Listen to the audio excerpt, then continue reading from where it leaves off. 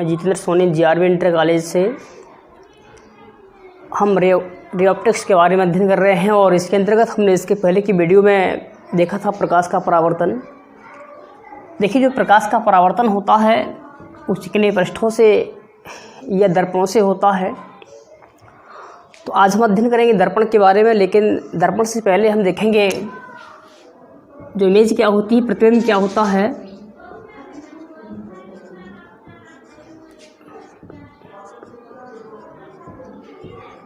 Image देखिए, प्रतिबिंब बनाने के लिए हमने एक दर्पण ले लिया।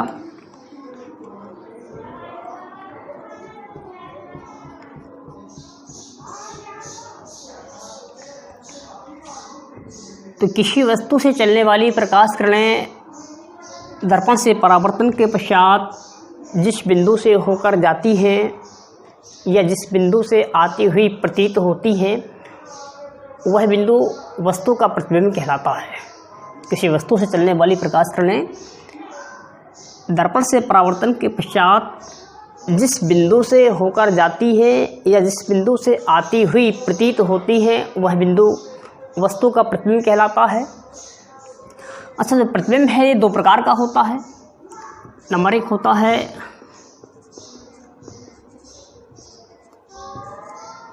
वास्तविक प्रतिबिंब,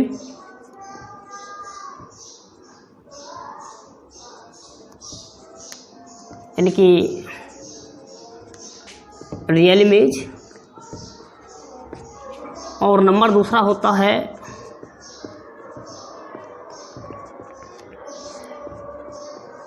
आभासी प्रतिबिंब, यानी कि वर्चुअल इमेज।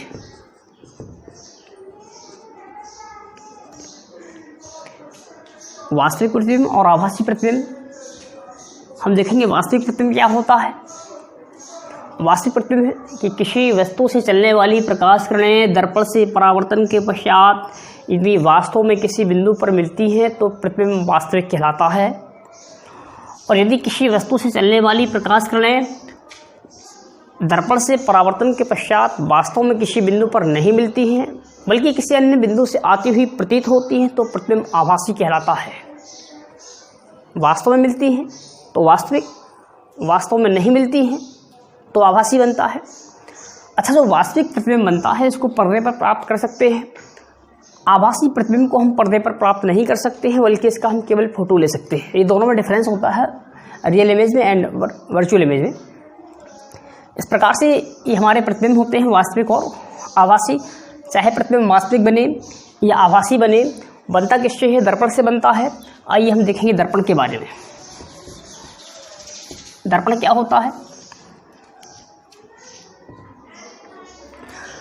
दर्पण देखिए दो प्रकार से होता है। एक होता है एक होता है समतल दर्पण, दूसरा होता है गोली दर्पण। हमारे सिलेबस में गोली दर्पण है तो हम गोली दर्पण के बारे में अध्ययन करेंगे। गोली दर्पण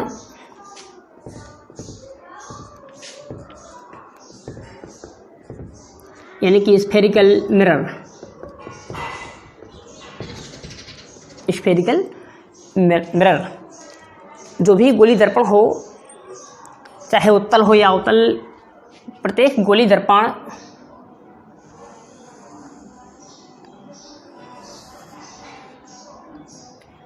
एक कांच के खोखले गोले को काट करके बनाया जाता है। हमने कांच का खोखला गोला ले लिया, इसका हमने एक भाग ले लिया और इस कटे हुए भाग में हमने पॉलिश कर दी, हमारा दर्पण बनके तैयार हो जाता है। इस प्रकार से हमने इसका एक टुकड़ा ले लिया, इसमें हमने पॉलिश कर दी, क्या बन गया? दर्पण बन गया। दर्पण देखिए उसमें पॉलिश की जाती है। दर्पण बनाने के लिए हमने कांच का पृष्ठ लिया, उसमें सबसे पहले चांदी या पानी की कलई की जाती है। इसके ऊपर से रेड ऑक्साइड का पेंट किया जाता है। इसमें पहले चांदी या पानी की कलई की जाती है, इसके पश्चात इसमें ऊपर से रेड ऑक्साइड का पेंट किया जाता है। गोली दर्पण दो प्रकार के होते हैं। एक होता है उत्तल दर्पण,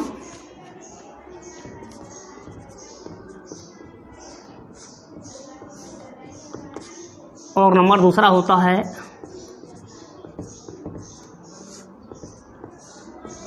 अवतल दर्पण।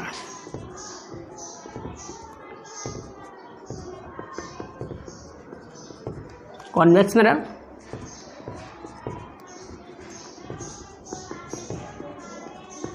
Concave mirror. उत्तल दर्पण, अवतल दर्पण, चाहे उत्तल दर्पण हो या अवतल दर्पण हो, ये कांच के खोखले गोले को ही काट के बनाए जाते हैं। हम उत्तल दर्पण के बारे में बात करेंगे तो यदि हमने कांच के खोखले गोले के कटे हुए भाग के अगर हमने दबे हुए भाग में पॉलिश कर दी तो जो इसका परावर्तक तल होगा वो होगा उभरा हुआ भाग।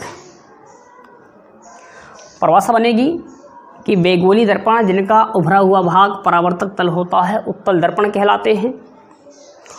और अगर हम इसके दबे हुए भाग उभरे हुए भाग में पॉलिश कर देंगे तो परावर्तक तल कौन सा बन जाएगा? दबा हुआ भाग। तो बेगोली दर्पण जिनका दबा हुआ भाग परावर्तक तल होता है अवतल दर्पण कहलाते हैं।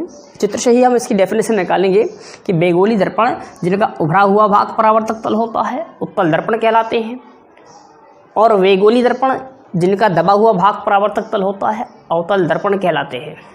इस प्रकार से उत्तल दर्पण और अवतल दर्पण हो गए। हम गोली दर्पण से संबंधित कुछ परिभाषाएं देखेंगे।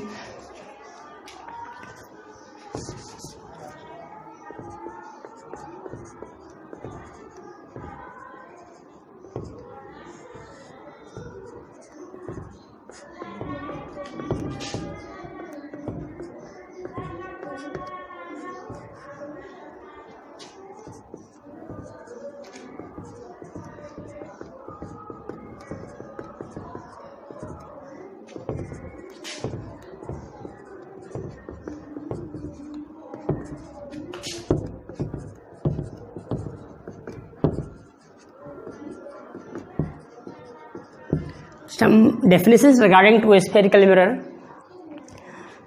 सारी डेफिनेशंस चित्र की सहायता से बन जाएंगी। इसके लिए हमने एक अवतल दर्पण बनाया। जैसा कि हमने देखा कि जिस भाग में पॉलिश होती है उसके अपोजिट साइड से परावर्तन होता है। एक अवतल दर्पण है, इस तरफ पॉलिश की तो इस साइड का जो भाग होगा वो परावर्तक तल होगा। तो इसके अंतर्गत हम देखेंगे सबसे पहले ध्रुव यानी कि पोल। इसका दबा हुआ भाग परावर्तक तल है और जो परावर्तक तल का मध्य बिंदु होता है इस मध्य बिंदु को हम दर्पण का ध्रुव बोलते हैं। तो परिभाषा बनेगी कि गोलीय दर्पण के परावर्तक तल का मध्य बिंदु दर्पण का ध्रुव कहलाता है। गोलीय दर्पण के परावर्तक तल का मध्य बिंदु दर्पण का ध्रुव कहलाता है। नेक्स्ट आएगा वक्रता केंद्र।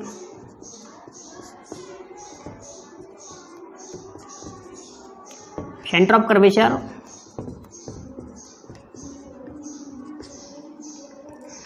वक्रता केंद्र क्या होता है? जैसे आपने पढ़ा है कि हम जो दर्पण बनाते हैं चाहे उत्तल बनाए या अवतल बनाए वो हम कांच के खोखले गोले को काट करके बनाते हैं। हमने इस गोले का इतना हिस्सा काट दिया, ये दर्पण बनके तैयार हो गया। तो जो इस गोले का केंद्र होगा वही इस दर्पण का केंद्र होगा। तो परिभाषा बनती है कि गोली दर्पण जिस कांच के खोखले गोले का कटा हुआ भाग होता है उसका केंद्र वक्रता केंद्र कहलाता है। गोली दर्पण जिस कांच के खोखले गोले का कटा हुआ भाग होता है उसका केंद्र वक्रता केंद्र कहलाता है। वक्रता केंद्र को हम सी से प्रदर्शित करते हैं और ध्रुव को करते हैं हम पी से। नेक्स्ट आएगी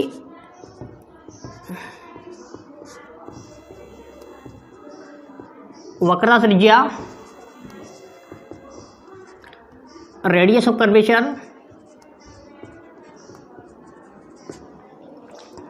ये ध्रुव है, ये वक्रता केंद्र है। दर्पण के ध्रुव से वक्रता केंद्र तक की दूरी को वक्रता त्रिज्या कहते हैं। दर्पण के ध्रुव से वक्रता केंद्र तक की दूरी को वक्रता त्रिज्या कहते हैं।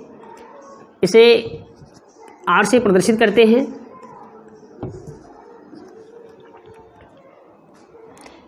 नेक्स्ट आएगी मुखाक्ष।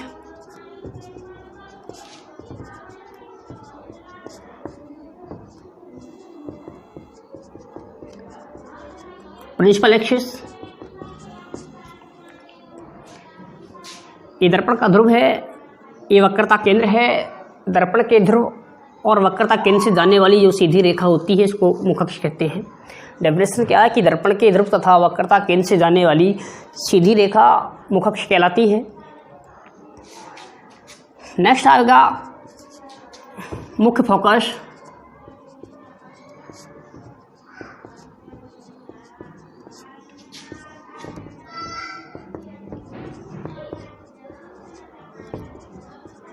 प्रिंसिपल फोकल, ये मुखअक्ष है।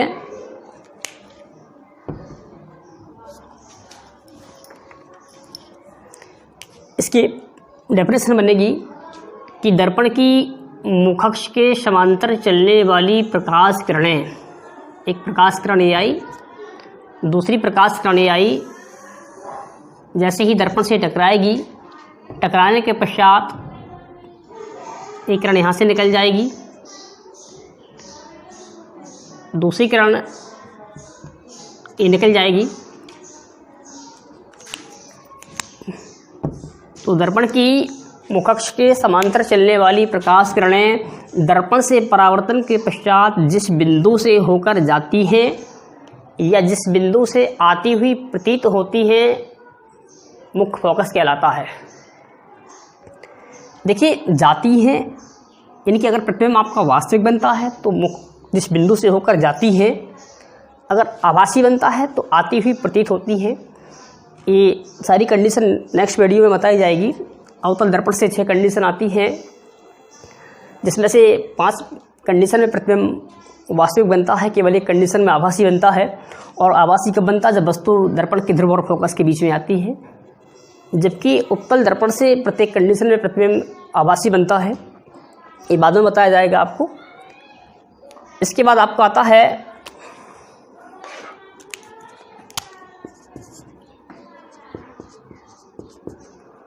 फोकस दूरी,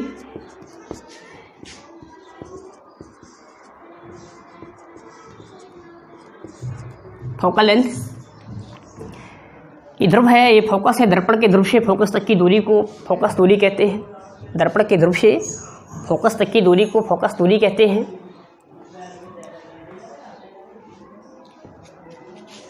इसके बाद आएगा दर्पण का द्वारक।